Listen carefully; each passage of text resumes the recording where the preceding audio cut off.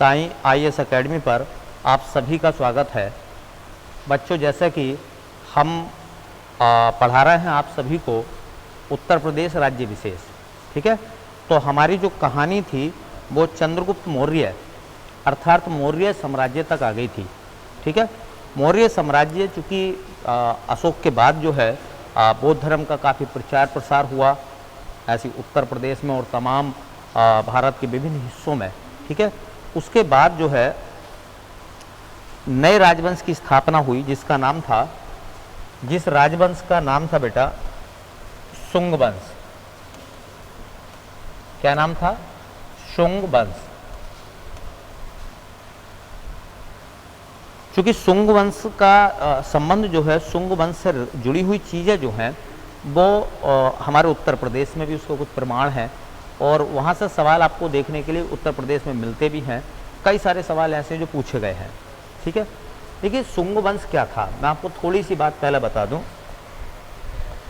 शुंग वंश का संस्थापक जो था, शुंग वंश का संस्थापक उसका नाम था बेटा पुष्यमित्र शुंग। पुष्यमित्र शुंग।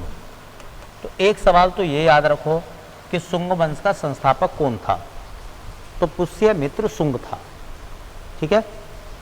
अब ये कैसा राजा बना तो मैं आपको बताता हूँ। इस पुष्यमित्र शुंग जो था ये मौर्य राजवंश का जो आखिरी राजा था बृहद्रथ, उसका सेनापति था। तो ये कौन था भैया? तो ये मौर्य राजा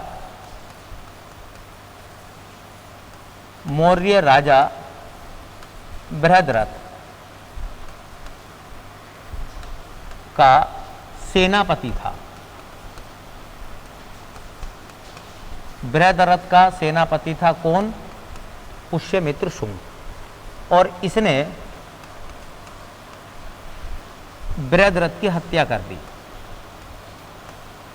बृहद्रथ की हत्या कर दी। अब सवाल ये निकलता बेटा कि बृहद्रथ की हत्या क्यों की गई? देखो, एक्चुअल में क्या था, मैं थोड़ी सी बात आपको बता दूं। अशोक बौद्ध धर्म को मानता था और चूंकि अशोक एक प्रतापी राजा रहा था और उसने ये कसम खाई थी कलिंग युद्ध के बाद कि मैं जीवन में कभी भी तलवार नहीं उठाऊंगा, कभी भी मैं रक्तपात नहीं करूंगा। अब अशोक की इसी परंपरा को निभाने का काम उसके उत्तराधिकारियों ने किया। अब चूंकि अशोक तो महान था, अशोक की तो वो तो सत्ता का बहुत बड़ा मालिक आदमी था, उसकी तो खनक ही बहुत थी, ठीक है। इस वजह से आसपास के राजाओं ने उसके शासन पर आक्रमण नहीं किया। लेकिन क्या हुआ, अशोक के बाद जो उसके उत्तराधिकारी हुए, उसके बाद के राजा हुए, जैसे कि एक राजा बृहद्रथ। जो बृहद्रथ जैसे राजा हुए ये नीति फॉलो कर रहे थे अशोक की, और अशोक की नीति को फॉलो कर रहे थे ये। जंग ना लड़ने की ये भी कसम खा चुके थे ये लोग भी। ऐसे में क्या होता है कि यवनों के भारत पर आक्रमण होने लगे, भारत पर यवन आक्रमण होने लगे, जिसको हम इंडो ग्रीक कहेंगे, जिनको हम हिंद यवन कहेंगे। जब उनके आक्रमण होने लगे तो जो सेनापति था जिसका नाम था पुष्यमित्र शुंग, उसने राजा से कहा कि राजन, हमारे बहुत बड़े हिस्से को यवन सेनापतियों ने, यवन राजाओं ने अपने कब्जे में ले लिया है। उनका तत्काल कोई ना कोई समाधान करिए, उनसे जंग करिए। तो हो सकता है कि ऐसा हुआ हो, संभवतः, कि इसने कहा हो कि भाई देखिए, हमारे दादा परदादा जो थे उन्होंने कसम खाई थी कि हम कभी भी तलवार नहीं उठाएंगे और कभी लड़ाई नहीं करेंगे। तो कहा जाता है कि जब ये राजा खुद पाटलिपुत्र मीन्स पटना की हिफाजत करने में अक्षम हो गया तो उसके सेनापति पुष्यमित्र शुंग ने उसकी हत्या कर दी। इस वजह से हत्या नहीं करी कि उसको राज चाहिए था, मेन हत्या का रीजन ये था उसके कि वो पाटलिपुत्र और भारत के राज्यों की भारत को जो होता सुरक्षित रखना चाहता था, बाह्य आक्रमण से बचाना चाहता था। उन्हें सोचा होगा कि अगर आप हिफाजत नहीं कर सकते तो आप राजा रहने के लायक नहीं है, इसका मतलब हमें आगे आना पड़ेगा। और ये कहा जाता है कि इस तरीके से पाटलिपुत्र की सुरक्षा के लिए पुष्यमित्र शुंग ने जो है वो बृहद्रथ की हत्या कर दी और वो राजा बन बैठा। कहाँ का राजा? देखिए पूरे उत्तर भारत का। और नए राजवंश की उसने नींव डाली जिसका नाम था शुंग राजवंश। चलिए, तो कहानी थोड़ी सी आपको समझ में आई होगी। अच्छा देखो, ये जो शुंग वंश का राजा था पुष्यमित्र शुंग, ये पुष्यमित्र शुंग जो था इसकी राजधानी क्या थी? तो इसकी राजधानी थी बेटा विदिशा। इसने विदिशा को अपनी राजधानी बनाया जो कि मध्य प्रदेश में है। ठीक है, विदिशा को इसने अपनी राजधानी बनाया जो कि मध्य प्रदेश में आती है।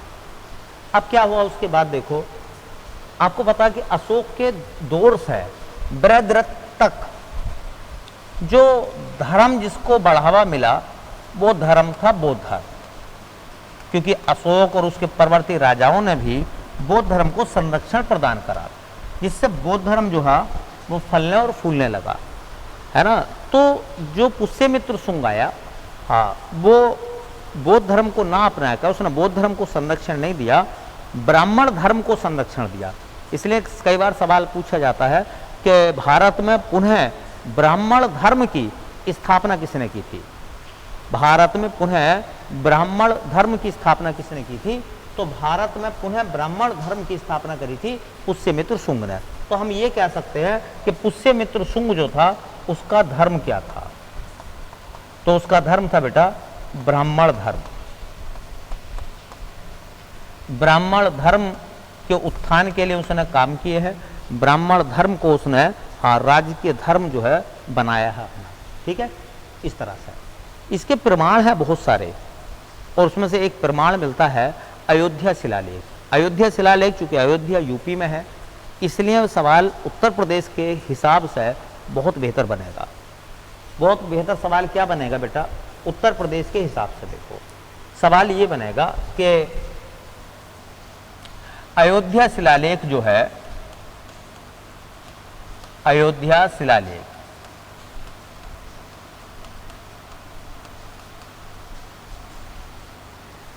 जो अयोध्या शिलालेख है, आप कमेंट करके बताइए मुझे कि अयोध्या को और क्या कहा जाता है।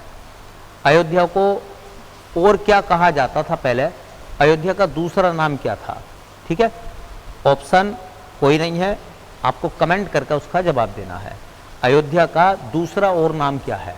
ठीक है, चलो आप कमेंट करके जवाब दीजिए, हम आगे पढ़ाते हैं इतना। तो क्या हुआ, अयोध्या शिलालेख में किसका उल्लेख है?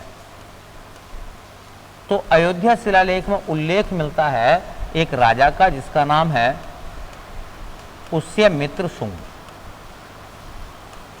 अयोध्या शिलालेख में किसका उल्लेख मिलता है बेटा? एक राजा का जिसका नाम है पुष्यमित्र शुंग। करेक्ट। पुष्यमित्र शुंग के बारे में क्या लिखा है इसमें? इसमें कहा गया है कि इसने दो अश्वमेध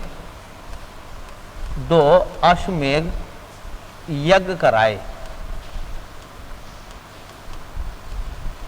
ये लिखा गया है कि एक राजा है जिसका नाम है पुष्यमित्र शुंग, वो 2 अश्वमेध यज्ञ कराता है।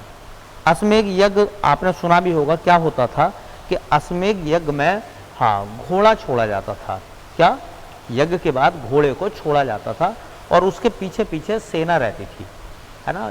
जो दूसरा राजा उस घोड़े की अगर लगाम पकड़ लेगा, ठीक है, तो वो उस यज्ञ करने वाले राजा से युद्ध करेगा। ठीक है, और अगर कोई राजा, अगर वो घोड़ा किसी दूसरे क्षेत्र में चला गया और उसने, हाँ, लगाम नहीं पकड़ी, उसने लगाम नहीं पकड़ी, समझ रहे हैं, उसने लगाम नहीं पकड़ी, उस घोड़े को नहीं रोका है, तो समझो उस राजा ने, हाँ, अधीनता स्वीकार कर ली है। ठीक है, ये होता था मतलब। तो साम्राज्य को बढ़ाने का उस जमाने में ये भी एक तरीका था। तो इसने 2-2 यज्ञ कराए हैं। जो यज्ञ अश्वमेध यज्ञ कराए हैं, इस अश्वमेध यज्ञ का पुरोहित, बल्कि मुख्य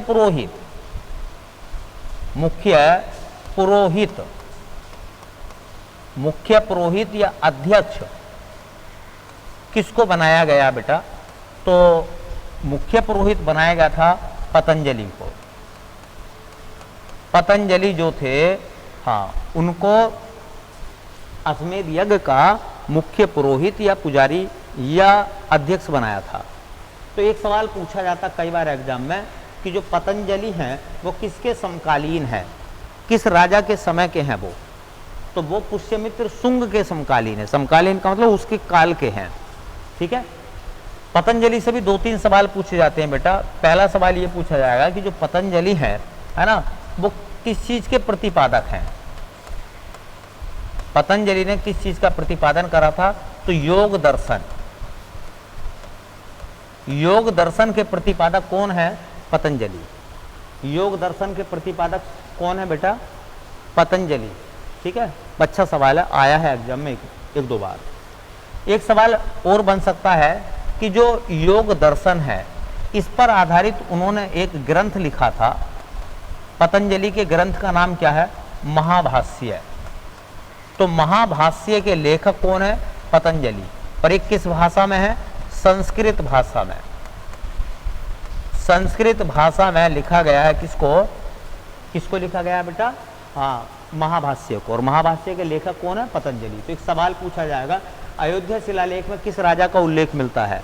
पुष्यमित्र शुंग का, है ना। क्या लिखा गया उस शिलालेख में कि पुष्यमित्र शुंग एक राजा था, उसने 2 अश्वमेध यज्ञ कराए थे। और अश्वमेध यज्ञ का मुख्य पुरोहित किसे बनाया था? पतंजलि को बनाया था, जिनको योग गुरु कहा जाता है। पतंजलि को और क्या कहा जाता है? योग गुरु। अगर कोई पूछने लगे कि योग गुरु किसे कहते हैं, योग गुरु किसे कहते हैं, तो योग गुरु पतंजलि। पतंजलि को योग गुरु माना जाता है, ठीक है। हाँ, आप सब जानते हैं जो 21 जून है उसको हर साल जो है, हाँ, अंतर्राष्ट्रीय योग दिवस के रूप में हम मनाते हैं, ठीक है। पतंजलि के ग्रंथ का नाम क्या था? महाभाष्य।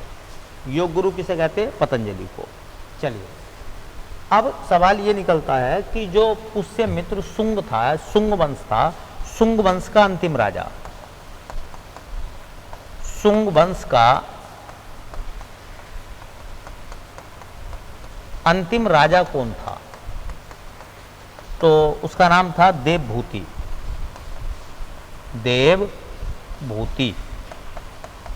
तो सत्ताओं में ऐसे ही होता होगा, ये ऐसे होता था जैसे कि एक राजा प्रतापी हुआ, उसके खानदान में जो राजा हुए और परवर्ती राजा जो हुए वो निष्क्रिय और निकम्मे हुए, जिसकी वजह से क्या हुआ, वो वंश धीरे धीरे करके खत्म होता हुआ चला गया। तो ऐसी देवभूति के बाद ये पूरी तरीके से शुंग वंश खत्म हो जाएगा। तो शुंग वंश के यूपी से रिलेटेड सवाल ये पूछे जाते हैं, और बाकी मैंने आपको सवाल बता दिए हैं। शुंग वंश का संस्थापक, राजधानी और धर्म, ये मोटे मोटे सवाल हैं। तैयार कर लोगे, उत्तर प्रदेश पुलिस के एग्जामों में और तमाम एग्जामों में आपको रिलीफ मिलेगी, है ना। हाँ, राहत महसूस होगी कि आप जो पढ़ के आए हैं वो अच्छा पढ़ के आए हैं। वो कंटेंट जो आपको एग्जाम में सिलेक्शन दिलाएगा, आपने वो कंटेंट पढ़ा है, ठीक है। हाँ, वैसे तो आप सब जानते हैं कि आप इधर उधर से तमाम चीज़ें पढ़ लेते हैं, वो जो बेमतलब की हैं। हम तो आपको सिर्फ उतना पढ़ाते हैं जो मतलब का है, जो एग्ज़ाम के लायक है। एग्ज़ाम ओरिएंटेड हम आपको जो है पढ़ाते हैं, उसी पर आपको ध्यान देना है। चलिए, इसके बाद में बेटा क्या हुआ, एक नए राजवंश का उदय हुआ जिसका नाम था कड़ब वंश। दो बातें देखनी है कड़ब वंश के बारे में। कड़ब वंश का संस्थापक तो उसका नाम था वासुदेव, और कड़ब वंश की जो राजधानी थी, कड़ब वंश की जो राजधानी थी उसका नाम था पाटलिपुत्र, ठीक है। पाटलिपुत्र जो थी राजधानी थी, जबकि विदिशा राजधानी थी पुष्यमित्र शुंग की, ठीक है। अब क्या होता है कि भारत में कुछ बाहर से हमले हो रहे थे, उनका क्रम पूछ लिया जाता है। भारत पर होने वाले बाह्य आक्रमण किस क्रम में हुए, पहले कौन आए हैं, उनके बाद कौन आए हैं, उसके बाद कौन आए हैं, ठीक है। तो भारत पर या भारत में आने वाले